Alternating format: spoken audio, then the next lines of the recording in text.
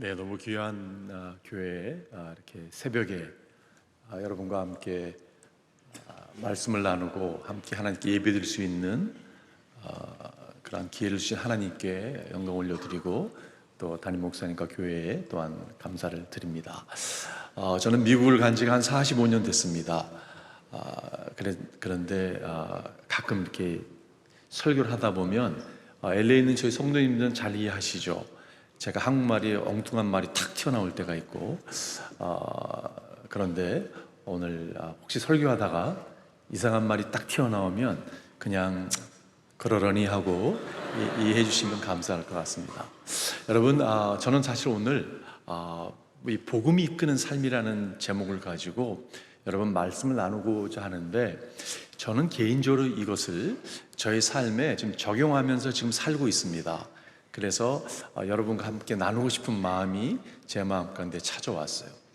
작년에 저희 교회에 일본에 파송을 받으신 선교사님께서 방문을 하셔서 말씀을 전해주시는데, 일본 교회 세팅에 맞게 목사님이 나름대로 이렇게 페스티벌이라는 단어를 하나 가지고 늘 일본 교회, 당신이 섬기시는 교회를 마음에 품고 이렇게 목회를 하신다라고 말씀을 하시더라고요. 그래서 제가 이제 그 얘기를 듣다가, 그러면 LA라고 하는 세팅에 나는 어떠한 좀 생각을 가지고 목회를 하면 좋을까라고 고민을 하다가 제가 나름대로 단어 하나를 만든 것이 오늘 여러분에게 나누고자 하는 말씀이에요.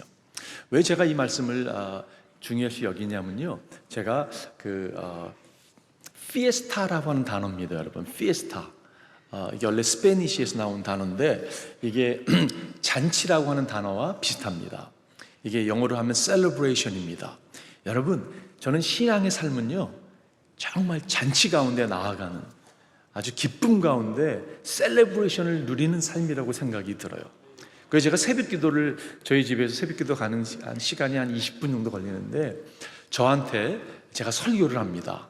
이 피에스타라고 하는 이 단어를 제 자신에게 설교를 하면서 은혜를 받고 있습니다. 제가 지금 안식년에 서울에 들어와 있는데, 서울에 들어와서도요 저 자신에게 설교를 하고 있어요. 아침에 기도할 때마다 자신에게 다시 한번 설교하면서 이 복음이 얼마나 감격스러운가, 이 신앙생활이 얼마나 감격스러운가, 그것을 여러분, 제가 받은 은혜를 여러분과 좀 나누고 싶어요. 오늘 제가 설교 제목을 복음이 이끄는 삶이라고 이렇게 정해보았습니다. 여러분, 우리 삶은요 무엇인가 이렇게 이끌려 살아가고 있습니다. 여러분이 인정하고 인정하지 않건 우리 삶은요 무엇인가에 이끌려 살아가고 있어요. 때로는 그것이 안 좋은 게 될 수도 있고 좋은 게 될 수도 있습니다. 그런데 아무리 좋은 것도 우리의 삶이 예수 그리스도가 중심이 되고 그분이 이끄는 삶이 아니라면 그 아무리 좋은 것도 잘못된 우상이 될 수가 있습니다. 여러분, 자녀가 얼마나 귀합니까?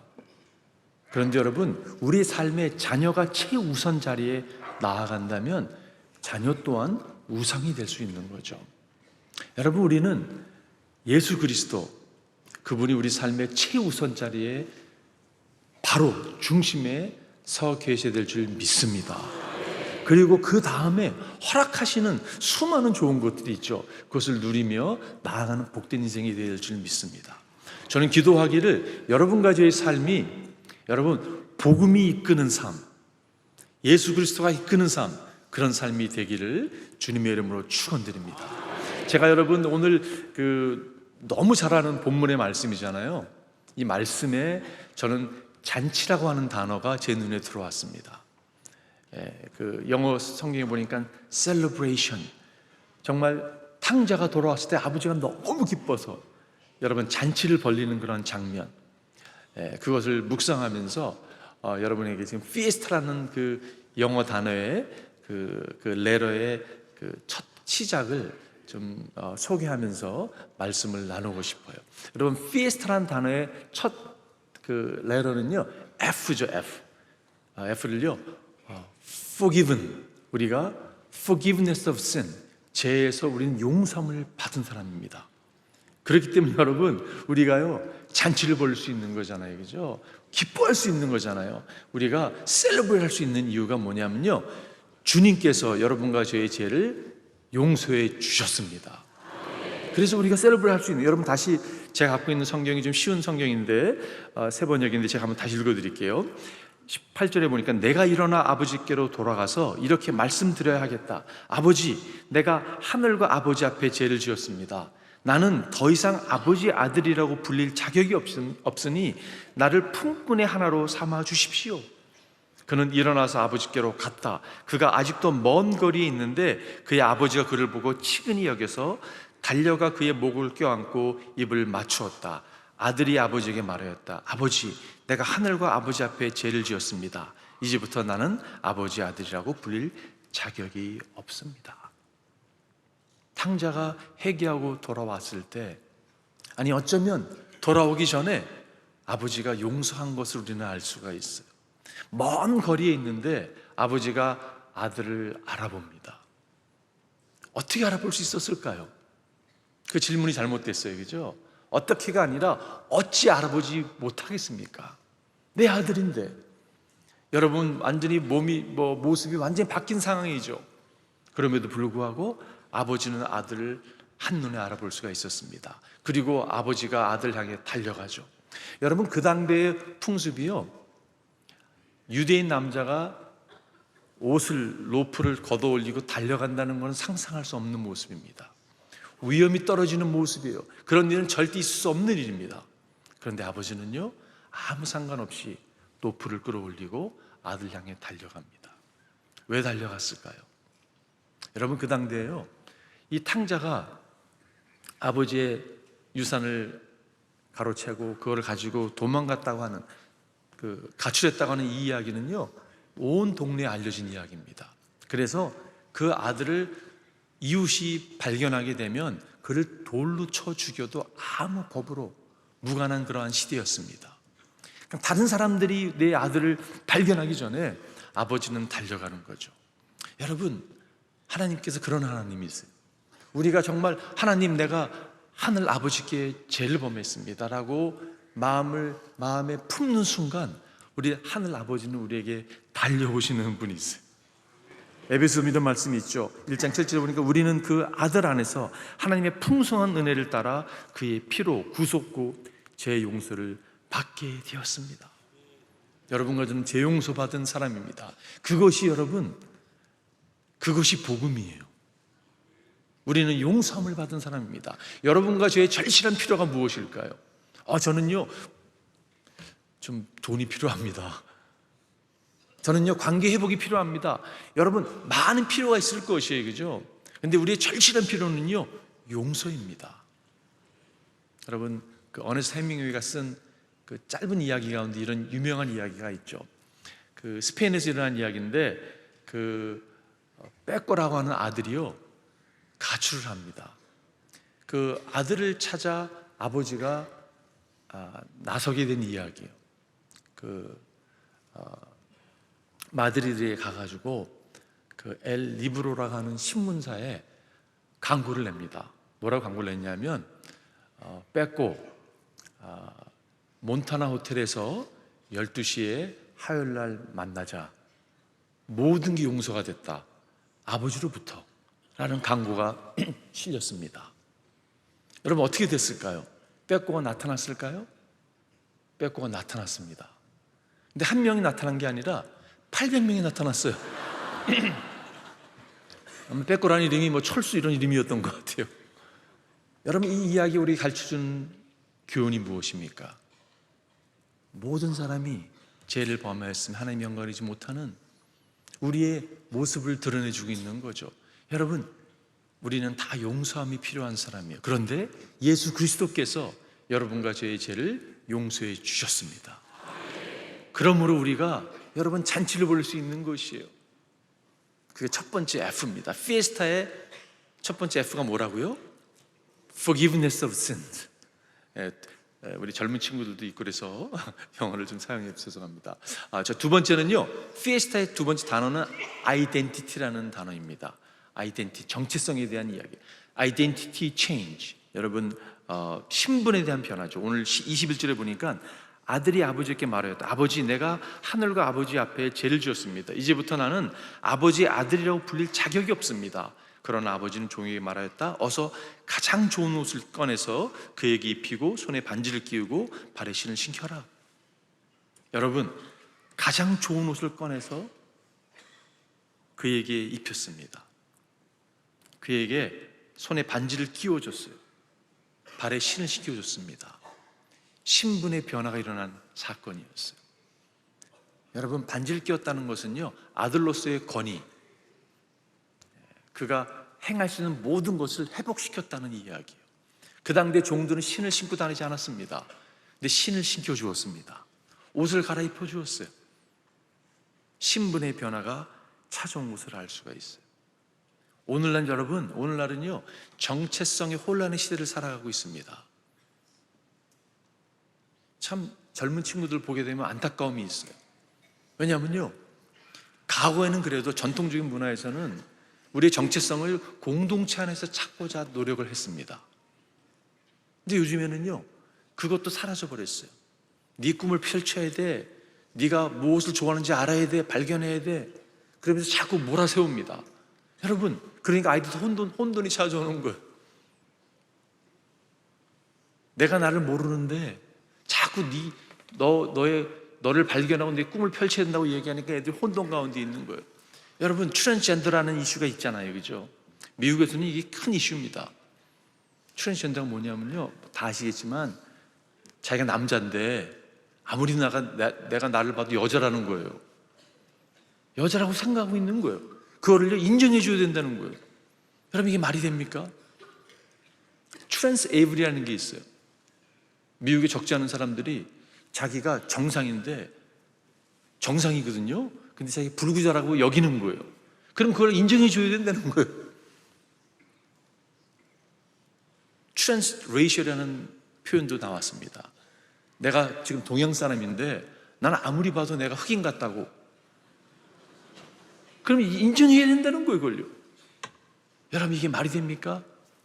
혼돈의 시대에 살아가고 있는 것이 우리들의 모습이에요. 근데 복음은 명확하게 우리가 누구인지를 이야기해 주고 있어요. 여러분, 타종교는 없는, 기독교만 유일하게 있는 것이 있습니다. 가르침이 뭐냐면요, 우리의 정체성은 우리가 무엇을 행함으로, 성참으로 주어지는 것이 아니라 우리의 정체성은 예수 그리스도께서 행하신 업적으로 인하여 우리의 정체성이 세워지는 것이 명확합니다. 복음은 명확해요.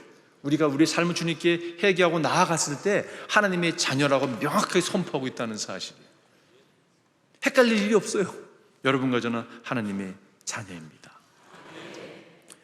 고린도 후서에 보면 이런 말씀이 있죠. 5장 21절에 보면 하나님께서는 죄를 모르는 분에게 우리 대신으로 죄를 씌우셨습니다. 그것은 우리가 그리스도 안에서 하나님의 의가 되게 하시려는 것입니다. 여러분과 저는 하나님의 의가 되었어요. 우리가 의인이라서 의가 된 것이 아니라 죄인이었지만 예수 그리스도께서, 의인 되신 그분께서 우리를 대신해서 십자가에 못 박혀 죽으심으로 말미암아 여러분과 제가 의인이 되신 거예요. 이거는 여러분, 영어로 표현한다면 achieve 하는 게 아니라 receive 하는 것이에요. Not achieved, but received. 성취하는 게 아니라 주어지는 것이에요. 이게 복음입니다, 여러분. 신나잖아요, 그죠? 잔치잖아요, 그죠?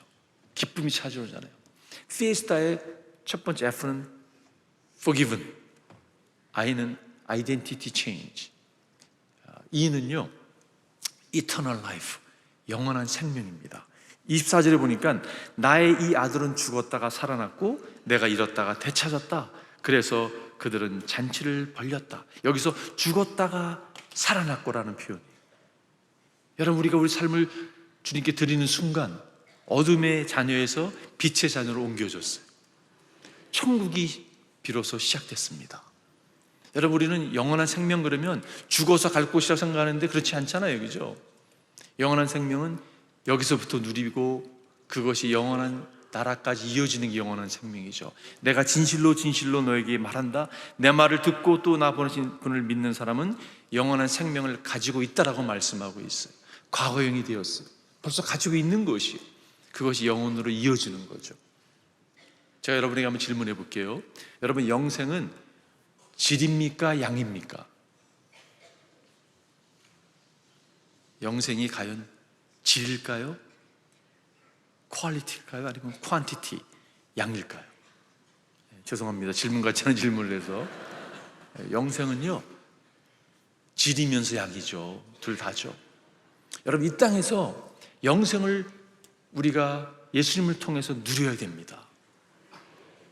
이 땅에서 너무 고생스럽게 막 힘들게 막 살다가 그냥 천국 들어가는 게 아니라 이 땅에서 예수 그리스도 때문에 천국을 누리다가 영원한 나라로 이어지는 것이. 여러분, 영원한 나라가 보장됐다는 사실 앞에 우리는 오늘요 성실하게 살아갈 수가 있습니다.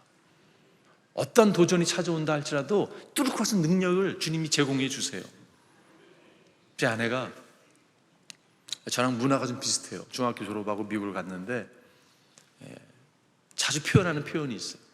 뭐라고 표현하냐면 이렇게 표현해요. 영어로 표현하는데 The worst thing is the best thing ever. The worst thing is the best thing ever. 무슨 표현이냐면요, 최악의 순간이 찾아온다 할지라도 최고라고, 그것은 최고의 것이 될 거라고. 여러분 삶 가운데 최악의 상이 어떤 상이라고 생각이 드세요? 죽음을 맞이하는 거요? 그럴 수 있겠죠. 근데 여러분, 그것이 최고의 축복이라는 것이. 그렇다면 무엇이 두렵습니까, 여러분? 우리 삶에 두려울 게 뭐가 있어요, 그죠? 천국이 보장된 하나님의 자녀로서 잔치를 벌려야죠. 기쁨 가운데 살아가야죠. F는 forgiveness of sin, I는 identity change, E는 eternal life. 그 다음에 S는요, 이게 쉬운 표현은 아닌데 self-forgetfulness라는 표현입니다. self-forgetfulness. 이거는 자아망각이에요. 오늘 24절에 보니까 25절 이어지는 잔치를 벌렸다. 그런데 큰 아들이. 여러분, 탕자와 탕자형의 이 온도차가 너무 심한 것 같아요.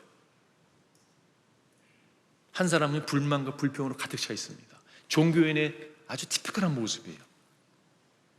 여러분, 혹시 종교인의 모습을 띠고 계십니까? 자유하십시오. 복음은 모든 종교를 타파로 온 것이. 근데 여러분, 이 탕자를 보십시오. 얼마나 감격 가운데 아버지 품에 안겼습니까? 죽어도 한이 없겠다는 그러한 모먼트, 세상과 다른 강고도 없고 구속한 주만 보이는 그 모먼트, 여러분, 그것을 누리고 있는 거예요. 자아가 망각되는 거예요. 복음이 너무 크기 때문에, 이 감격이 너무 크기 때문에 여러분, 다른 게 별로 이렇게 중요하지 않은 것이. 여러분과 제 삶이 그런 삶이 되기를 주님으로 축원드립니다. 팀 켈러라고 하는 목사님이 얼마 전에 돌아가셨죠. 그분이 쓴 책 가운데 The Freedom of Self-Forgetfulness라는 책이 있어요. 그게 한국말로는 번역이 안 됐어요, 안타깝게도. 왜냐하면 책이 너무 짧아요. 짧으니까 아마 돈이 안 될 거여서 그 출판을 안 한 것 같아요. 근데 그 책에 보게 되면 그분이 그런 표현을 합니다. 과거에는 여러분, 세상에 악을 가져다 오는 것이 자기로 충만한 사람, 그러니까 자아성이 높은 사람이라고 여겼던 시대가 있었다는 것이에요. 예를 들어서 이런 겁니다. 히틀러가 다른 사람들은 다 우습게 보는 거예요. 자기 우월하다고 여기는 거예요. 근데 그런 사람이 악의 축이었다고 이야기를 합니다. 근데 이제 미국의 심리학이나 이제 교육학에서 이런 시기를 지나면서 세상의 그 악이 이 자아성이 낮은 사람들, 그런 사람이라고 또 이야기를 하는 시대를 또 지났다고 이야기를 합니다. 이런 거죠. 자아성이 낮다 보니까 아내를 구타하는 거예요. 자아성이 낮다 보니까 마약에 손을 대는 거예요. 근데 여러분, 이게 공통점이 있습니다. 자아성이 높은 사람, 낮은 사람, 다 자신으로 충만한 사람이에요. 자신으로 충만한 사람은 기쁨 가운데 살아갈 수가 없습니다. 기쁨 가운데 살아갈 수 있는 사람들은요, 자기를 망각하는 사람이에요. 왜 망각이 됐냐면 복음이 너무 위대하기 때문에, 예수님이 너무 위대하기 때문에, 그분으로 충만하기 때문에 여러분 망각하는 자리까지 나아간다는 그러한 말씀이에요. 여러분 신앙생활을 우리는 때로는 법정에 올려놓을 때가 있어요. 법정에 올려놔서 이렇게 기준에 이렇게 죄송합니다. 기준에 이렇게 기준과 이렇게 맞대어 비춰봅니다. 그래서 내가 좀 괜찮은 것 같으면 우쭐해요. 그래서 나 이 정도는 신앙생활 잘하는 것 같아. 근데 그러지 못할 땐 좌절감 가운데 찾아옵니다. 이게요 업앤다운이 심한 것이에요. 여러분 법정에 나를 올려놓게 되면 기쁨이 없습니다. 사도 바울이 뭐라고 얘기했냐면 법정에서 나오라고. 네가 널 어떻게 생각하는 것, 다른 사람이 널 어떻게 생각하는 것 중요하지 않다고. 예수 그리스도가 널 어떻게 생각하는 게 중요하다고 이야기하고 있는 것이. 여러분 사람들의 소리에 속지 마십시오. 특별히 젊은 친구들 주위에서 이야기하는 거 수많은 거짓에 속지 마십시오. 하나님이 말씀이 뭐라고 이야기하는 게 중요한 것이. 왜냐하면 그 말씀이 진리이기 때문에. 진리가 아닌 거짓에 속아가지고 막 극단적인 선택을 하고 얼마나 안타까운지 모르겠어요. 고린도전서 이런 말씀이 있죠. 4장 3절 4절에 보니까 내가 여러분에게 심판을 받든지 세상 법정에서 심판을 받든지 나에게는 조금도 문제가 되지 않습니다. 그뿐만 아니라 나도 나 자신을 심판하지 않습니다. 나는 양심에 꺼리끼는 것이 없습니다. 그러나 이런 일로 내가 의롭게 되는 것이 아닙니다. 나를 심판하시는 분은 주님이십니다. 이게 중요한 것이. 제가 30분 안에 끝날 건데 Forgiveness of sin, Identity Change, Eternal Life, Self-Forgiveness, 그 다음에 T가 Theology라는 단어예요. Theology. 신학을 Theology라고 얘기하죠. 오늘 22절에 보니까 그러나 아버지께서는 종들에게 말하였다. 여러분 하나님은 말씀하시는 분이세요. 믿으십니까 여러분? 하나님 말씀하시는 분이세요. 우리는 그분의 말씀에 귀를 기울여야지 다른 것에 귀를 기울여서는 안 됩니다. 오늘도 주님은 우리에게 말씀하시는 분이세요. 주님은 말씀하신 대로 오셨고 말씀하신 대로 십자가에 못 박히셨고 말씀하신 대로 부활하셨어요. 우리는 말씀에 목숨 건 사람들이에요. 주님은 오늘도 말씀하십니다. 여러분 신학이 중요한 이유가 뭐냐면요, 성경을 우리가 전체 큰 그림으로 보는 게 너무 중요하죠. 신학자들이 이야기합니다. 성경은 창조와 타락과 구속과 회복, 창조와 타락과 구속과 회복에 대한 이야기다. 하나님이 천지를 창조하셨어요. 인간이 범죄했습니다. 타락했습니다. 그런데 주님께서 구속자 예수 그리스도를 우리 삶 가운데 역사 가운데 보내주셨어요.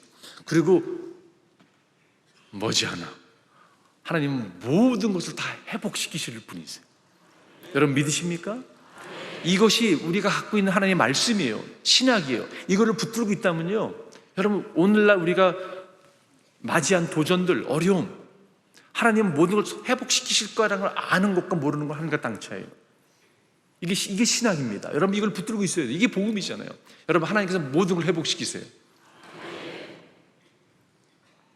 저는 목회하면서요 좀 힘들었던 게 뭐냐면 저희 성도님들 가운데 결혼 연령이 됐는데 결혼을 안 하시는 건지 못 하시는 건지 좀 이렇게 그게 좀 늘 부담이었어요. 그래서 기도를 참 열심히 합니다. 하나님 기도를 응답하셨을까요? 하시기도 하셨지만 하지 않은 것도 있었어요. 그분이 노처녀가 돼가지고 50을 맞이하고 60을 맞이하고, 그럼 제 마음 가운데 내가 저 성도님이 날 만나가지고 목사가 참 기도가 부족해서 이런 생각을 한 적도 있었습니다. 근데 하지 않아요. 왜 하지 않는지 아세요? 하나님이 모든 걸 회복시킬 걸 알기 때문에.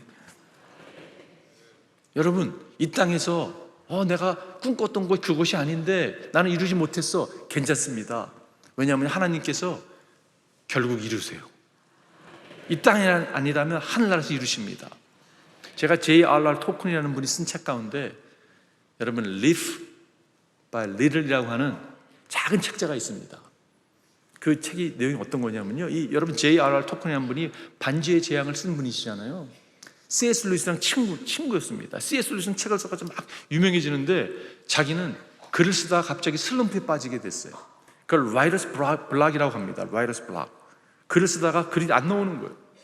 하루는 꿈을 꿨는데 어느 한 하가가, 니릴이라고 하는 하가가 모든 그림, 아주 그냥 이 마스터피스가 마음에 머리 다 있는 거예요. 그런데 그림을 그리다가 나뭇잎 하나 그리고 죽었어요. 여러분, 이 땅에 살면서 멋진 마스터피스를 그리고 싶었는데 그게 다 머리에 다 들어있는데 딱 나뭇잎 하나 그리고 죽었어요. 그리고 천국을 갔습니다. 천국 딱 갔는데요, 이렇게 마차를 타고 이렇게 가는데 저 언덕에 내가 상상했던 그 마스터피스가 놓여 있는 거예요. 너무 놀라서 마차에서 내려가지고 막 달려갑니다. 감격을 해요. 우와, 내가 꿈꿨던 정확한 이 그림인데 이게 여기 있다니 말도 안 돼. 그러면서 꿈을 꿉니다. 꿈에서 깹니다. 그리고 그 사람의 그 슬럼프에서 빠져나왔다는 이야기를 해요. 여러분, 저는요, 이 땅에서 우리가 난 정말 이런 삶을 원했었는데, 이걸 기도하고 나갔었는데, 하나님의 뜻인지 알고 쫓아갔었는데 그게 아니었나 봐 라고 생각하는 그런 일들을 맞이한다 할지라도 하나님께서 여러분 모든 것을 회복시키실 거예요. 이게 복음입니다. 그럴 때 여러분 안달할 필요가 없어요. 여유를 가지고 여러분과 제가 나아갈 수 있는 거죠. 피에스타의 오늘 마지막 단어는요, adoration이에요. adoration. 이거는 예배에 관련된 것입니다. 23절에 보니까 그리고 살찐 송아지를 끌어내다가 잡아라. 우리가 먹고 즐기자. 나 이 아들은 죽었다가 살아났고 내가 잃었다가 되찾았다. 그래서 그들은 잔치를 벌였다. 큰 아들과 작은 아들의 차이, 온도차가 너무 심해요. 여러분, 예배가 얼마나 중요합니까? 저는 명성교회 올 때마다 정말 예배 드리는 여러분의 태도에 늘 감명을 받습니다. 여러분, 예배는요 하나님의 임재가 있는 곳이에요. 예배를 통해서 하나님의 임재를 경험해야 됩니다. 그러면요 아버지의 마음을 깨닫게 돼요. 지금 이 큰형은 아버지의 마음을 1도 모르는 거예요. 왜냐? 예배자가 아니었기 때문에. 예배자는요 아버지의 마음을 압니다. 아버지의 마음은 어디 있습니까, 여러분? 잃어버린 영혼들에 있어요. 저희 교회에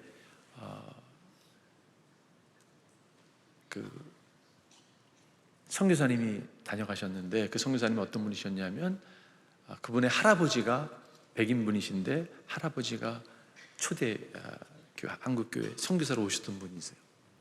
그러면서 이분이 젊은이들에게 도전하면서 그런 말씀을 하시더라고요. 내가 어렸을 때 우리 할머니 이야기를 접했는데 할머니께서 선교사가 되고 싶어서 이렇게 신청을 하면 여러분 하도 신청자가 많아서 이 웨이팅 리스트에 이렇게 기다려야만 했었다는 이야기를 하시더라고요. 그런데 젊은이들이 대학을 졸업하고 선교사로 막 선교지에 나아가는데 선교지에 나아가면 평균 5년을 더 넘기지 못한다고.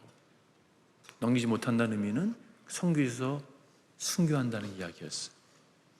그럼에도 불구하고 수많은 젊은이들이 복음을 가지고 전 세계로 나아갔다고. 그러면서 젊은이들에게 도전하는 모습을 아직도 생생하게 기억합니다. 여러분, 우리가 사는 목적은 명확해요. 복음을 누리고 복음을 증거하는 자로서 부르심을 받았습니다.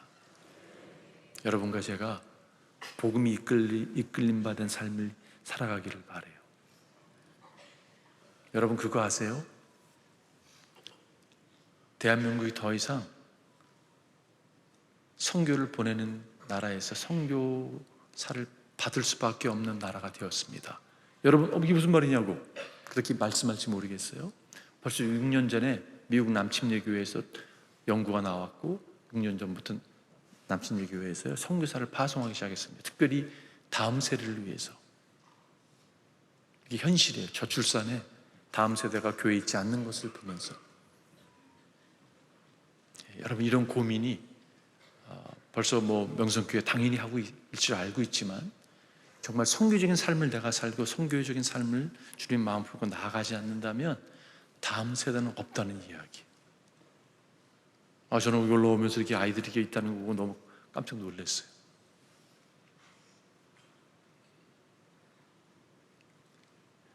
제가 결론 내리면서, 여러분, 제가 오늘 이렇게 말씀을 나눴지만 이 가운데 하나를 붙잡고 여러분과 제가 정말 내가 하나님 복음에 이끌림 받은 삶을 살기 원합니다.